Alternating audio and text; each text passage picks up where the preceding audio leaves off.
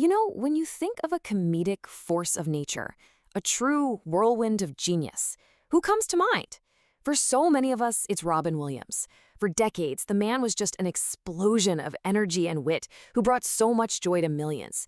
He wasn't just a comedian, he was an event. Okay, let's get into this. And it wasn't just audiences who felt that way. Comedians, critics, pretty much everyone agreed he was a once-in-a-generation talent. And that quote, the Einstein of comedy, really nails it, doesn't it? His mind just worked on a completely different level, making connections that nobody else saw coming. It was pure lightning in a bottle. And with a mind like that, he could literally become anyone. Think about it. The hilarious alien Mork, the absolutely iconic Genie, the heartwarming Mrs. Doubtfire. Then he'd turn around and be the inspiring teacher, John Keating, or the compassionate therapist, Sean McGuire. The man's range was just off the charts. But here's the thing, the real paradox at the center of his life. The person we all saw was this beacon of non-stop joy. But behind the curtain, he was fighting a really, really tough battle. So it begs the question, how could the guy who gave the world so much laughter be in so much pain himself? To really try and understand the man, you have to go back to the boy. His early life really holds the clues to both his incredible comedy and his deep-seated pain. You see, he grew up with a ton of wealth, but all the money in the world couldn't stop him from feeling totally alone. So picture this. His dad is a big-shot executive at Ford Motor Company, and his mom is a former fashion model. They lived in this huge, sprawling house, but his parents were gone a lot, working, traveling, so little Robin was left to himself. And his main friend, really, was the family maid. And the guiding rule in that house was basically kids should be seen, not heard. So even though he had all the material things you could ask for, there was the sense of emotional neglect. He figured out really early on that to get attention, especially from his mom, he had to be funny. Laughter was like currency for him. It's kind of wild to hear, but he actually described his younger self as short, shy, chubby, and lonely. It's so hard to square that image with the comedic giant we all came to know.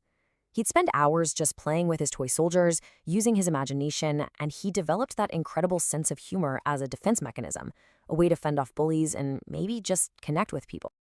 So, the big question is, how does that kid, the shy and lonely one, become a global superstar? Well, it was a total transformation that really kicked off once his talent was finally let loose, first in school drama clubs and then at the legendary Juilliard School. And his rise was just meteoric. He started sharpening that incredible improv style in comedy clubs in San Francisco. He gets to Juilliard, and they basically call him a genius, and then bam, a one-time guest spot on Happy Days changes everything. The character Mork was so popular, he got his own show, Mork and Mindy, and suddenly Robin Williams was a household name. But Robin was not about to be put in a box. No way. He wasn't just going to be the funny alien guy for the rest of his career.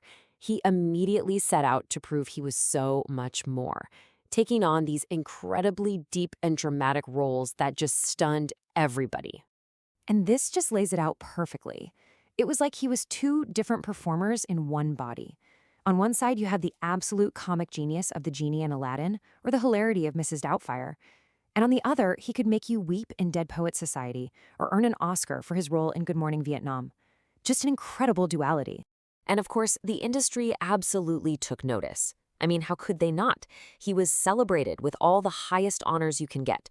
Grammys for his stand-up albums, a bunch of Golden Globes, Emmys, and then the big one, an Academy Award for his incredible performance in Good Will Hunting. The man could truly do it all. But his amazing career, as incredible as it was, is really only part of his story.